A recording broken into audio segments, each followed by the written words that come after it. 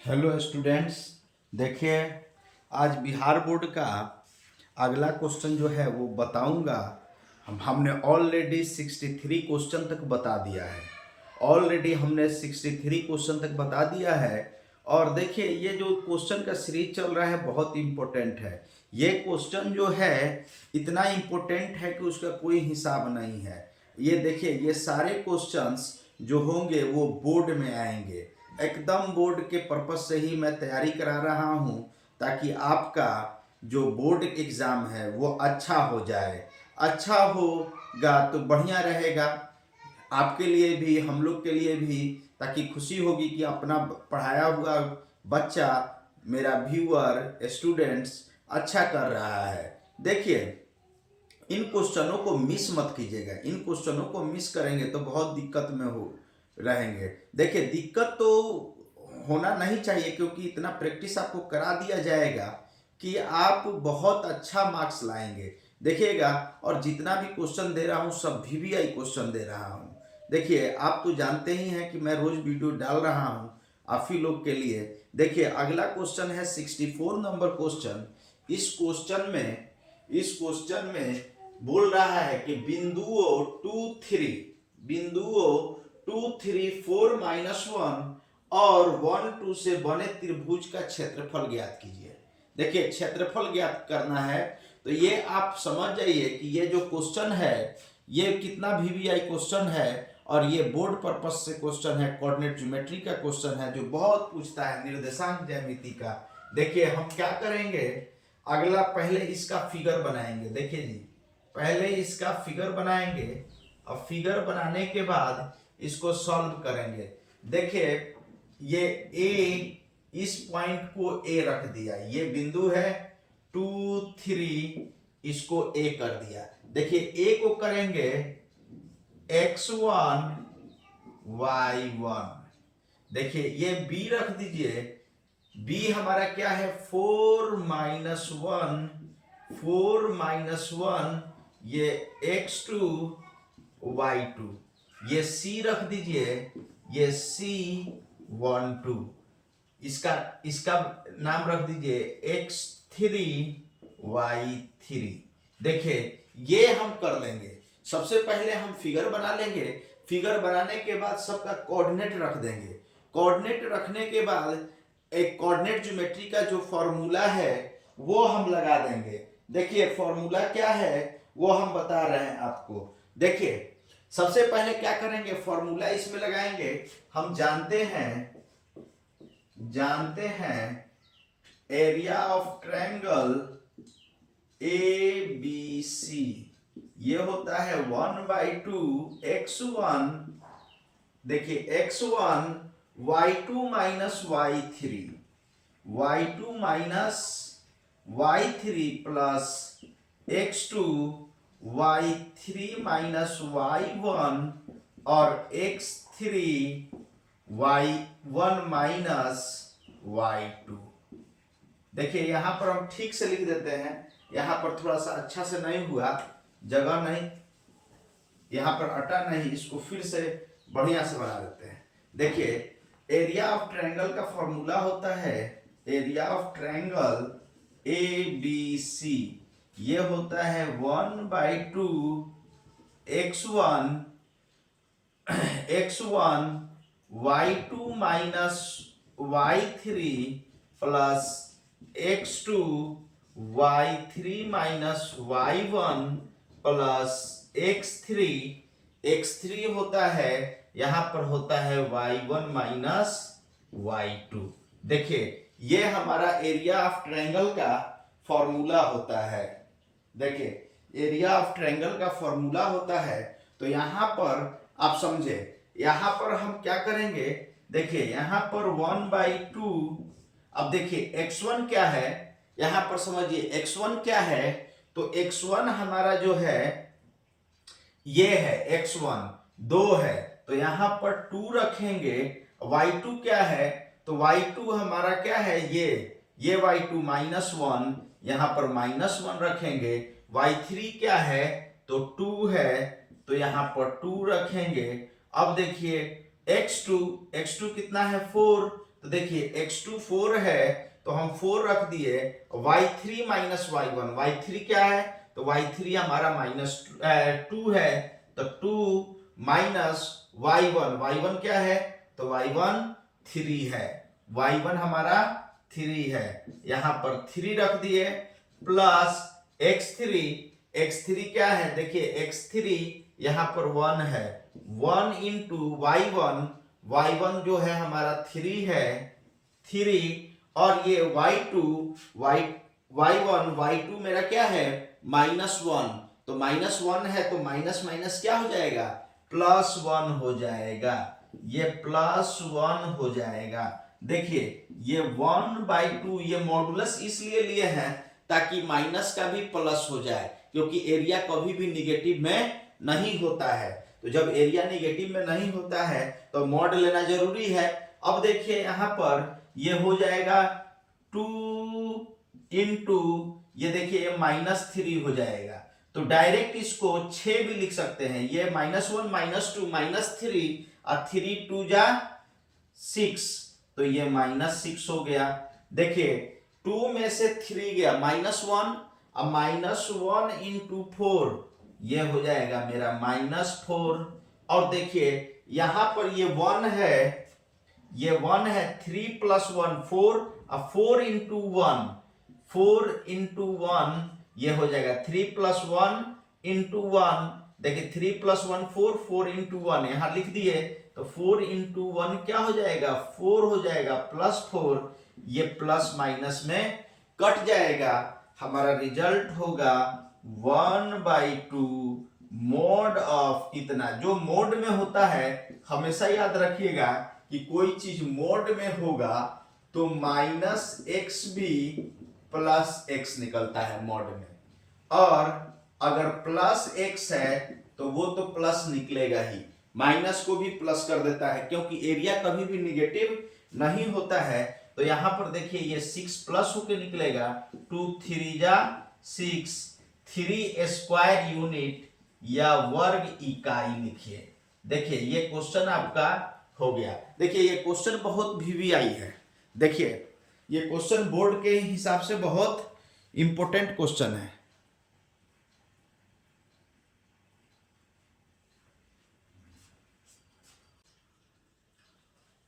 देखिए अगला क्वेश्चन है मेरा, अगला क्वेश्चन है यहां पर, अगला क्वेश्चन है यदि बिंदु K2, बिंदु K2 है पहला बिंदु, और 2 4 और 3 6 संरेख हो तो K का मान क्या होगा। देखिए पहले समझिए क्या है, बोल रहा है कि 65 नंबर क्वेश्चन, 65 नंबर क्वेश्चन बोल रहा है हमारा कि यदि बिंदु K2 हो और 2 4 हो और 3 6 हो, संरेख हो, तीनों बिंदु क्या हो संरेख हो, तो क्या होगा K का मान। संरेख का मतलब पहले समझिए, संरेख कहते किसको है, तो याद रखिएगा कि संरेख हम कहते हैं जो एक ही पर, वैसा तीन बिंदु जो एक ही लाइन पर हो, अगर एक ही लाइन पर होगा तीन बिंदु तो उसको संरेख बोलेंगे, इंग्लिश में कोलिनियर बोलेंगे, कोलिनियर पॉइंट्स, हिंदी में संरेख या संरेखीय पॉइंट बोलेंगे, बिंदु बोलेंगे। तो देखिए बोला है कि तीनों संरेख है, तो संरेख का मतलब क्या हुआ, संरेख का मतलब कि एक ही लाइन पर होगा, जब एक ही लाइन पर होगा तो एरिया ऑफ ट्रायंगल 0 हो जाएगा, एरिया ऑफ ट्रायंगल 0 हो जाएगा। देखिए एक ही लाइन पर ए बी और सी ये एक ही लाइन पर है, तो देखिए ए क्या है, देखिए ए के और 2 है, K2 इसको बोल दीजिए x1 y1, इसको बोलिए x1 y1, और ये है हमारा 2 4, इसको बोल दीजिए x2 y2। देखिए और 3 है 3 6, इसको बोल दीजिए x3 y3, ऐसे बोल दीजिए। तो देखिए हमने क्या बोला, देखिए ए बिंदु को, सॉल्यूशन यहां पर देखिए, ए बिंदु को बोला K2 को बोला x1 y1, बी बिंदु ये है 2 4, इसको बोला x2 y2, सी बिंदु क्या है 3 6, इसको बोला x3 y3। देखिए लिख दिए। अब क्या होगा, हमारा एरिया ऑफ ट्रायंगल जो होगा वो 0 हो जाएगा। देखिए एरिया चूंकि संरेखीय है, तो जब संरेखीय है तो एक ही लाइन पर होगा, तो जब एक ही लाइन पर होगा तो क्या होगा, एरिया ऑफ ट्रायंगल 0 होगा, ट्रायंगल फॉर्म नहीं होगा तो ट्रायंगल का 0 होगा। तो संरेखीय के लिए, संरेखीय बिंदुओं के लिए हम जानते हैं area of triangle ABC is equal to 0। अब देखिए इससे k का वैल्यू निकालना था, तो k का वैल्यू यहीं से निकलेगा, यहीं से k का वैल्यू निकलेगा। तो देखिए एरिया ऑफ ट्रायंगल 0, तो हम देखते हैं कि एरिया ऑफ ट्रायंगल क्या होता है 1 बाई, देखिए मॉडुलस लिखिए या अभी दे दीजिए ऐसे 1 बाई, देखिए यहां पर होगा x1 y2 minus y3 plus x2 y3 minus y1, और देखिए x3 y1 माइनस y2। देखिए यहां पर फॉर्मूला लिखने का तरीका भी समझिए, इज इक्वल टू 0। फॉर्मूला लिखने का तरीका, यहां पर x1 रहेगा, ये x2 रहेगा, ये x3 रहेगा, सजा दीजिए x1 x2 x3, यहां पर क्या होगा y2 माइनस y3, मतलब x1 है तो इसके अंदर y1 नहीं होगा, याद रखिएगा यहां पर x1 है तो इसके अंदर y1 नहीं होगा, यहां पर x2 है तो यहां पर अंदर में y2 नहीं होगा, यहां पर x3 है तो यहां अंदर में y3 नहीं होगा, 3 वाला टर्म नहीं होगा। देखिए मतलब कि अंदर में नहीं होगा। देखिए यहां पर समझिए ये फॉर्मूला है जिसको रट लेंगे, और ये 2 डिवाइड में है, 2 डिवाइड में है, उधर जाकर इनटू हो जाएगा तो 0 हो जाएगा। तो x1 का वैल्यू क्या हुआ, तो देखिए x1 का वैल्यू, x1 हमारा k है, देखिए k है, ये 2 उधर डिवाइड में चला जाएगा, देखिए 2 जो है डिवाइड में चला जाएगा, x1 क्या हुआ 2 हुआ, सॉरी k हुआ, और y2 कितना है 4 है, y2 4 और y3 6 है। देखिए x2 कितना है, x2 हमारा 2 है, y3 कितना है 6 है, और y1 2 है, 2 लिख दिए। x3 हमारा क्या है 3 है, 3 इंटू, देखिए y1 कितना है 2 है, y2 4 है। देखिए ये 2 इधर जाकर इंटू में 0 हो गया, ये 2 उधर जाकर इंटू में 0 हो गया। एक बार चेक कर ले वैल्यू, देखिए k है, देखिए k है x1 तो y2 माइनस y3, x2, देखिए x2 तो y3 माइनस y1, ठीक है, फिर x3 लिए तो y1 माइनस y2, ठीक है, ये 2 उधर गुना में चला गया। अब देखिए ये 6 में से 4 गया, -2 होगा, तो -2 इंटू के -2k होगा। देखिए ये 6 में से 2 गया, 6 में से 2 गया, ये 6 में से 4 गया था तो -2 हुआ, 6 में से 2 गया तो 4 होगा, तो 4 2 जा ये 8 हो जाएगा। और देखिए यहां पर -4 में से 2 गया -2, अब माइनस माइनस ये क्या माइनस प्लस क्या हो जाएगा -2 इंटू 3 -6 इज इक्वल टू 0। अब देखिए ये -2k और यहां पर 6 में से 2 गया +2, इधर जाकर बराबर के उस पार जाकर -2। देखिए 6 में से 8 में से 6 गया 2 +2, इधर जाकर -2, माइनस से माइनस कट जाएगा, k = 2/2, ये k का वैल्यू 1 आ जाएगा। k का वैल्यू कितना है? अगला क्वेश्चन हमारा है, अगला क्वेश्चन है आलेखीय 66 नंबर। ये बहुत वीवीआई क्वेश्चन है, क्योंकि हर साल बिहार बोर्ड में एक ग्राफ का क्वेश्चन होता है। हर साल बिहार बोर्ड में एक ग्राफ का क्वेश्चन रहता है, याद रखिएगा, एकदम ग्राफ का क्वेश्चन रहेगा। ये ग्राफ का क्वेश्चन है। देखिए 66 नंबर क्वेश्चन क्या है? आलेखीय विधि से हल करें। आलेखीय विधि से हल करें क्या है? देखिए इक्वेशन क्या है? 2x + y = 6, x - y = 3। ये दो समीकरण दे दिया है। देखिए दो समीकरण दे दिया है, तो इन दोनों समीकरण को, इसको समीकरण 1 कहिए, इसको समीकरण 2 कहिए। अब देखिए समीकरण 1 के लिए पहले हम सारणी निकालेंगे। समीकरण 1 के लिए सारणी निकालेंगे। सारणी कैसे निकालेंगे? सारणी देखिए 2x + y = 6 है। 2x + y = 6 है, तो पुट कीजिए x = 0 रखने पर, अपने से रखने पर हम पाते हैं। 0 रखिए। अब जब 0 रख देंगे इसमें, तो 2 × 0, यहां पर 0 रख देंगे, 2 × 0 + y = 6, तो 2 × 0 0, y = क्या आया? 6 आया। 6 आया। अब देखिए, अब एक बार y = 0 रख के देखिए, y = 0 रखने पर हम पाते हैं।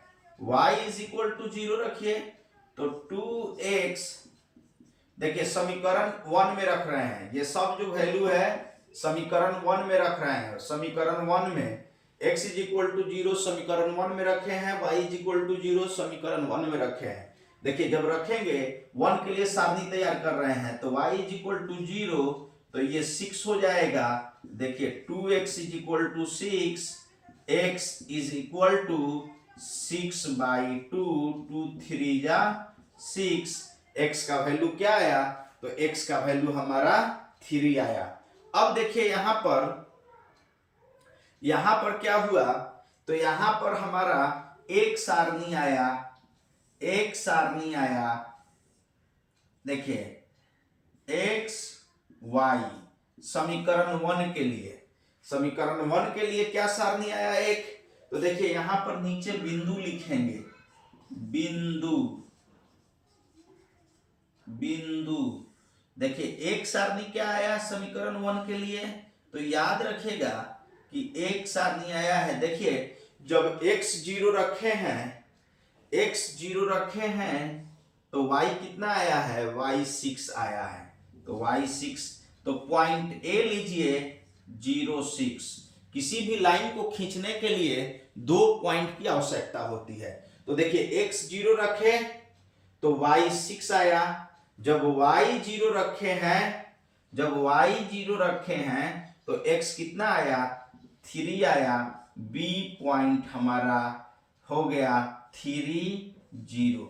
देखिए x 0 रखे थे तो y 6 आया था, और जब y 0 रखे हैं तो x 3 आया। तो 2 पॉइंट हमको इस इक्वेशन से मिल गया। मतलब कि किसी भी इक्वेशन को खींचने के लिए, किसी भी लाइन को खींचने के लिए मिनिमम 2 पॉइंट चाहिए। तो 2 पॉइंट हम ले लिए इस समीकरण से। अब समीकरण 2 से देखिए, समीकरण 2 के लिए सारणी, समीकरण 2 के लिए सारणी देखिए, जब समीकरण 2 के लिए सारणी करेंगे तो यहां पर क्या है? समीकरण 2, x - y = 3, x - y = 3। अब देखिए x = 0 रखिए, समीकरण 2 में रखने पर क्या होगा, अब समीकरण 2 के लिए काम कर रहे हैं, पाते हैं x इज इक्वल टू जब 0 रखेंगे यहां पर तो 0 minus y is equal to 3 minus y is equal to -3 आएगा। अब देखिए जब y इज इक्वल टू 0 रखेंगे, y इज इक्वल टू 0 रखने पर हम पाते हैं जब y इज इक्वल टू 0 रखेंगे तो क्या होगा, जब देखिए y इज इक्वल टू 0 रखेंगे यहां पर तो x minus 0 is equal to 3, x is equal to 3। अब देखिए यहां पर सारणी हमारा बना, देखिए यहां पर सारणी बना x y बिंदु दो, देखिए दो सारणी बनेगा। देखिए x 0 रखे हैं तो y कितना आया है, -3 आया है, मतलब C पॉइंट 0 -3 हुआ। देखिए और जब हम y 0 रखे हैं तो x कितना आया है, 3 आया, मतलब इस पॉइंट का नाम D रख दीजिए, 3 0। मतलब इस समीकरण से भी 2 पॉइंट हमने निकाल लिया। अब निकाल लिया तो अब ग्राफीय विधि द्वारा हल करना है। तो ग्राफीय विधि द्वारा जब हल करेंगे तो देखिए हम क्या करेंगे, 2 लाइन खींचेंगे। देखिए ऐसे एक्सिस बना लीजिए, देखिए ये 1 2 3 4, ये ग्राफ पेपर पर करेंगे तब एग्जैक्ट पता चलेगा। 4 5 6, देखिए ये एक्स एक्सिस, ये एक्स डैश माइनस एक्सिस, यहां -1 -2 -3 -4 -5, यहां पर देखिए -1 -1 -2 -3 -4 -5 -6, नीचे की तरफ यहां पर 0 होगा, ये मूल बिंदु है, ये 1 2 3 4 5 6। अब देखिए यहां पर तो हाथ से खींचना है इसलिए थोड़ा सा ग्राफ जो होगा खूब सुंदर नहीं होगा, लेकिन आप समझिए। देखिए a कितना है, 0 6, तो a 0 है, देखिए 0 6, y x 0 है, इसका मतलब y एक्सिस पर होगा, y एक्सिस पर कहां पर होगा, 6 पर होगा। देखिए x पर 0 y पर 6, मतलब a बिंदु 0 6 यह हुआ इस पॉइंट का।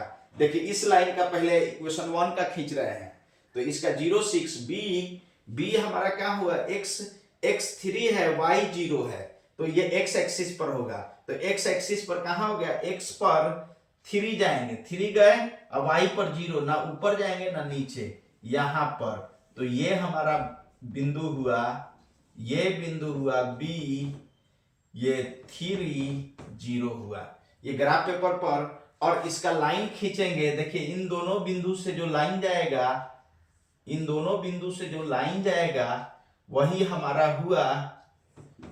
हुआ हमारा इक्वेशन 2x + y = 6 का इक्वेशन हुआ ये।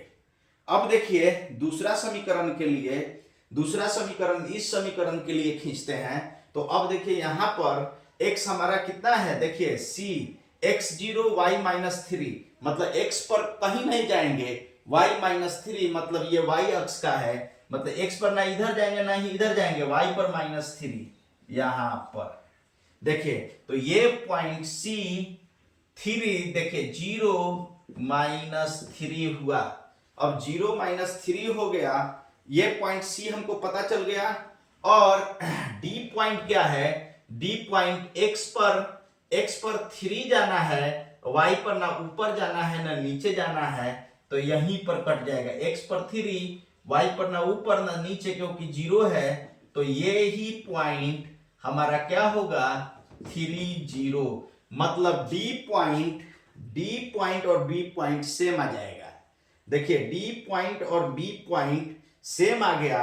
अब इन दोनों को मिला देंगे, देखिए इन दोनों पॉइंट को स्ट्रेट लाइन खींचिएगा, स्ट्रेट लाइन, ये स्ट्रेट लाइन स्केल से खींचिएगा, मिला दिए ये दोनों पॉइंट को मिला दिए तो इसका इक्वेशन हो गया x minus y is equal to 3। अब देखिए ये लाइन मतलब इस इक्वेशन का लाइन ये, इस इक्वेशन का लाइन ये, दोनों एक दूसरे को जहां पर कट करेगा वही हमारा हल होता है। तो कहां पर ये लाइन जो है और ये लाइन जो है कहां पर कट कर रहा है, तो देखिए D30 और B भी 30, मतलब दोनों लाइन एक दूसरे को 30 पर कट कर रहा है। तो हल हमारा क्या होगा, हल हमारा होगा, देखिए अभीष्ट हल होगा हमारा बिंदु, देखिए बिंदु क्या होगा 30, यही बिंदु D है यही बिंदु B है, D B दोनों बिंदु यही है। तो आप जानते हैं कि ये वाला जो होता है x होता है, ये y होता है। तो x का वैल्यू 3 आया, y का वैल्यू 0 आया। ये हमारा अभीष्ट हल हो गया। देखिए ये समझ गए, याद रखिएगा दोनों लाइन का जो ग्राफ जहां पर कट करेगा वही हमारा हल होगा। तो हल हमारा क्या हुआ 30। तो एक्स वाई को अगर विलोपन या प्रतिस्थापन विधि द्वारा भी सॉल्व करते इन दोनों समीकरण को तो वही आंसर आता है। देखिए यहीं पर अपना वीडियो को समाप्त करने से पहले एक घोषणा करना चाह रहा हूं एक बात की, जो भी पढ़ा रहे हैं, जो भी अपना गेस से मैं पढ़ा रहा हूं, ये गेस बहुत रिसर्च करके बनाया गया है। इसको क्या कीजिएगा, आप कहां से इसका क्वेश्चन ले लीजिएगा, तो इसका क्वेश्चन हमने ऑलरेडी अपना टेलीग्राम चैनल पर डाला है, जिसका लिंक हमेशा डिस्क्रिप्शन में होगा। वहां से टेलीग्राम चैनल पर मेरे जाइएगा और वहां से आप क्वेश्चन सॉल्यूशन जो भी चीज होगा मटेरियल वो सब ले सकते हैं, ठीक है, और अपना तैयारी अच्छा से कर सकते हैं और मेरे चैनल को सब्सक्राइब कर देंगे। Thank you so much.